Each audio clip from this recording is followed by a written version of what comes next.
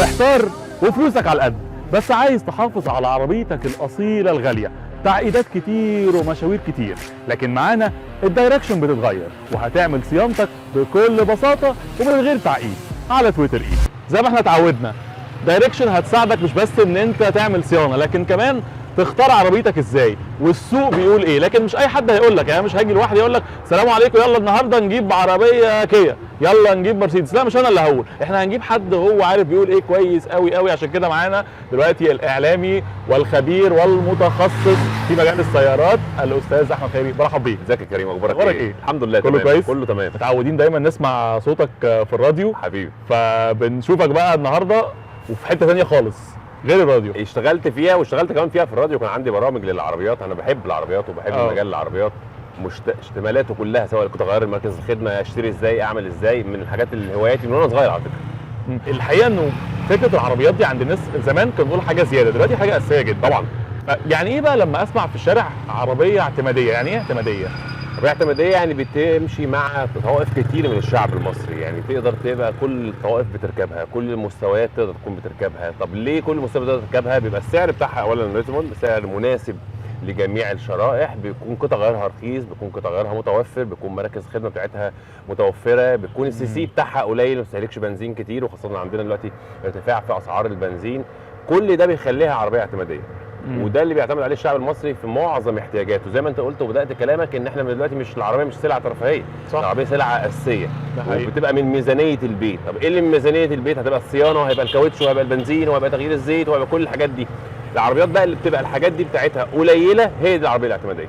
طب في مدرستين، مدرسه تقول لك انا اجيب عربيه غاليه عشان هغير قطع الغيار مره واحده تعيش معايا فتره طويله، في مدرسه ثانيه تقول لك لا انا اجيب عربيه سعرها متوسط وتبقى قطع غيارها متوسطه بس بتغير مثلا كل 3 شهور كل 6 شهور. انت تنصح بايه؟ والله الفكره يا كريم ده كان زمان شويه، يعني انا عارف البراندات حتى اللي بتتكلم عليها، وتحديدا الالماني ممكن كان يقول لك انت القطع الغيار بتحطها في العربيه وممكن تنساها وقت طويل. ما بقاش في الكلام ده، بدليل حتى ان مثلا الشركات الالمانيه دي كانت بتغير اشكال العربيات كل 10 سنين، وكنا حافظين خلاص 9 سنين هيبدا الشكل يتغير. ما بقاش في الكلام ده، كل 3 4 سنين بيتغير. بدا كمان هو ينزل بالسعر على قد ما يقدر عشان يبقى متناسب مع شرايح ثانيه، وفي ظل تنافسيه كمان مع براندات ثانيه من اللي معاه. فبدات قطع الغيار هي سواء بقى بتتغير هنا في نفس الوقت او بتتغير هنا في نفس الوقت. خرجنا من الحته دي. اللي بيروح للعربيه الغاليه بيروح لاسم البراند، بيروح للاوبشنز الموجوده فيها، المواصفات الموجوده فيها، الفاسيلتيز الموجوده فيها، وبنشوف بقى دلوقتي الامبيت لايت، وبنشوف حاجات كتير. فبيبقى رايح عايز ياخد الخدمه دي ازيد شويه من العربيات الثانيه. طب يعني حتى في النقطه دي تحديدا فكره الرفاهيه في العربيه. تمام. يعني دلوقتي ممكن يقول لك انا مش فارق معايا العربيه شكلها من بره ايه، المهم انا من جوه قاعد مبسوط. طبعا. والشاشه LCD والحاجات طبعا. اللي بتنور والحاجات اللي بتطلع. كان زمان دي متعودين عليها ان احنا نركب مرسيدس، نركب حاجه المانيه عاليه قوي، نركب BMW، نركب فيراري، نركب حاجه تخلينا نشوف الحاجات دي. دلوقتي موجوده في العربيات. الصيني ما بقاش زي زمان. صحيح. انه صيني لا ياما انا هخاف، لا دلوقتي بقى عادي اركب صيني، في رفاهيه لاكجري جوه عاليه جدا جدا. خليني اقول لك ان الرفاهيه عامه حتى زمان او حتى دلوقتي ما كانتش بتعتمد على البراند. احنا التكنولوجيا اللي حاصل الجديد عامه في حياتنا كلنا هتلاقيها بتدور عليها في موبايلك، بتدور عليها في اللابتوب بتاعك، بتدور عليها في كل حاجه. صح. فلما تبقى عربيه زي ما بيقولوا كده بالبلدي فقيره من جوه ما بتشدكش قوي، وده اللي الصين لعبت عليه في معظم الماركات بتاعتها، انها تديك صالون شيك من جوه. وزي ما انت قلت الصيني كان زمان يعني بيبقى الكواليتي اقل شويه، مش عشان الصين بيعمل كواليتي اقل شويه، عشان احنا كنا بنجيب كواليتي معينه احنا اللي بنجيبها من الصين. الفكر ده اتغير دلوقتي، والصين على فكره مش محتليه مصر بس كحجم مبيعات، لا ده تعال شوف حجم المبيعات في امريكا، تعال شوف حجم المبيعات في الخليج.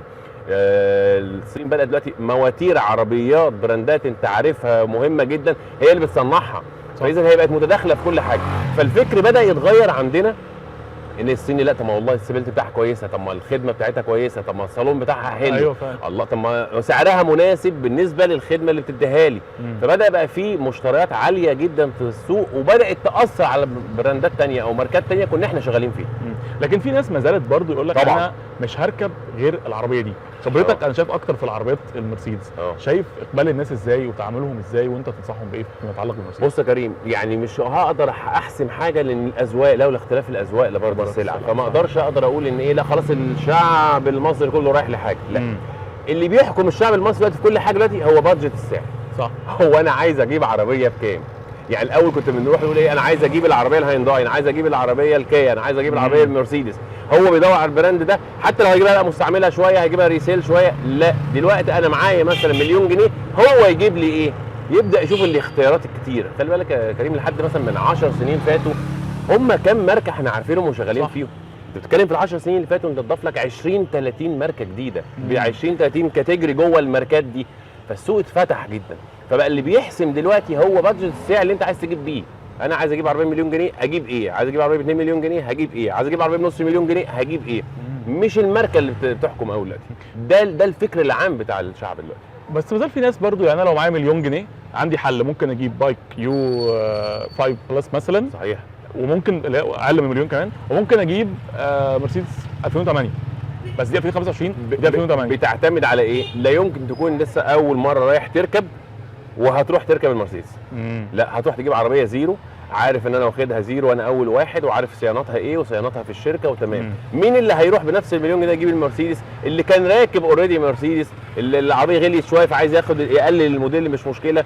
انما لو انت اول ركوب ليك، اول مشترى للعربيه، لا طبعا هتروح العربيه الزيرو، انت لسه ما عندكش اي خبرات في اي حاجه، فهتروح عربيه مستعمله تقول هتعطل مني، هيحصل حاجه، الموديل قديم اكيد عايزه صيانه، هتروح العربيه الزيرو. طب نصيحتك ايه برضه؟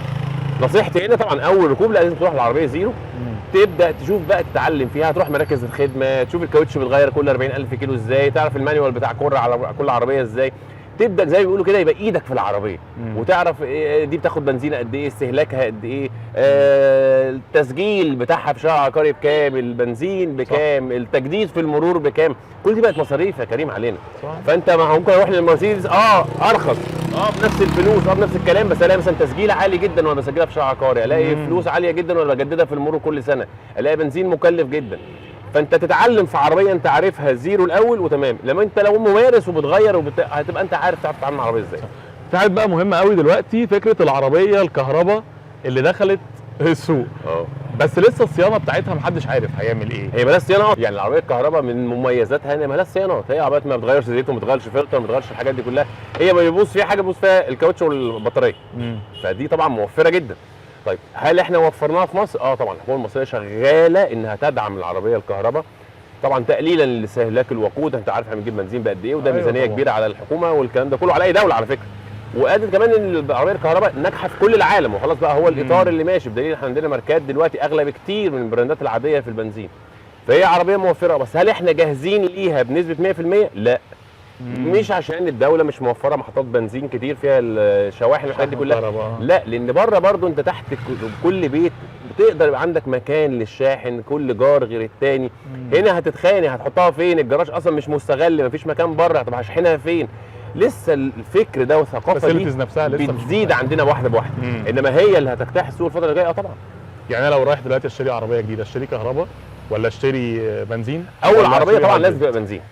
مش هتقدر تعتمد على العربيه الكهرباء عشان انت مش هتقدر تحدد مسافاتك. يعني مثلا انت عشان تجيب عربيه، واتكلم برضو على العربيه الاعتماديه، فهتجيب عربيه كهرباء هيبقى معدل استهلاكها من 400 450 كيلو، اللي هو انت ما تستهلك مع الطبيعي مع التكييف ومع انك بتجري شويه ومع هتلاقيهم قلوا ل 270 ل 280، فهتلاقي نفسك بتشحن كل يوم وحسب مشاويرك. يعني كل زبون لازم يبقى عارف وهو بيشتري انا بشتغل فين. ما ينفعش يبقى حد شغال مثلا في مدينتي وساكن في الشيخ زايد، ده هو عايز كل يوم 200 300 كيلو لمشواره بس، ادي لو هيلف جوه يبقى دي مش هتنفعه العربيه الكهرباء، الا لو هيعلي شويه بالفلوس فهيروح مثلا ل 2 مليون جنيه فنقدر نركب ده.